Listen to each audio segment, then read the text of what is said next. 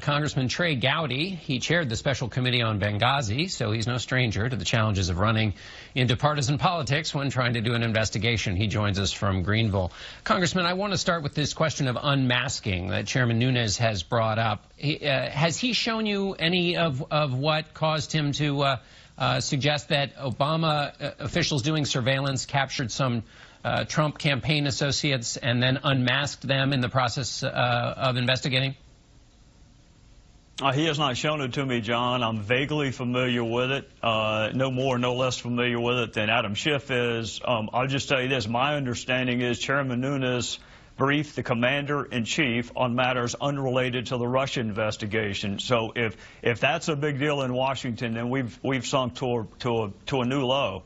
Well, I guess Congressman Schiff would say, but the president is the one that's a part of this investigation being done by the committee, so that the chairman shouldn't be talking to him. Well, then let me repeat what I said. The chairman of House Intel briefed the commander-in-chief on something that has nothing to do with the Russia investigation. So if the commander-in-chief cannot be briefed by the chairperson of the House Intel Committee on a matter that has nothing to do with the FBI investigation, then I don't know what they can talk about, John. Right. So he's the commander-in-chief. So if this the one they're investigating at the moment in the committee and that you're investigating, should it then be taken out of this investigation, have a separate investigation on both the issues that Chairman Nunes has discovered this week and then also one that you're quite concerned about, which is the leaks that have been in the paper, some of them potentially illegal? Get that out of this question of Russia to keep things from getting mixed the way they appear to have. Well, they are separate, and I heard my friend from California mention an independent commission. Thank goodness we have one. It's called the FBI.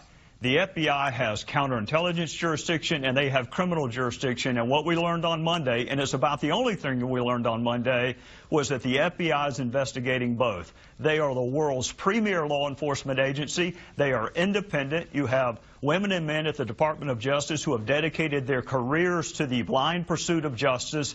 It doesn't get any more independent than that. So we have an independent entity investigating counterintelligence and allegations of potential criminality. Let Congress do its job, which is provide oversight over the intelligence community.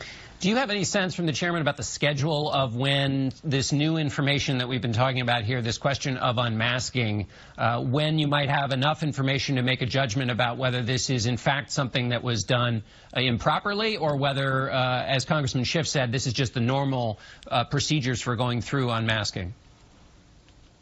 It's just one more reason to bring Director Comey and Admiral Rogers back on Tuesday. It's incredibly important. Adam is right. Adam is right that the incidental collection of U.S. persons happens.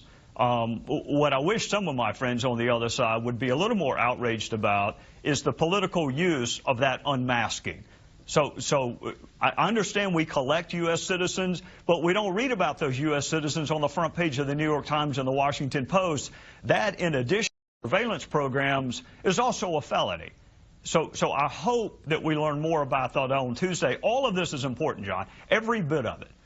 Russia's not our friend. They attacked our democracy. I want to investigate every fact that is related thereto. But the felonious dissemination of classified information is the only thing we know for sure is a crime, and it would be nice if we showed the same level of interest in that. Let me ask you, you chaired a committee that got a lot of attention in the papers. What's your sense of the health of this committee? We've seen dueling press conferences.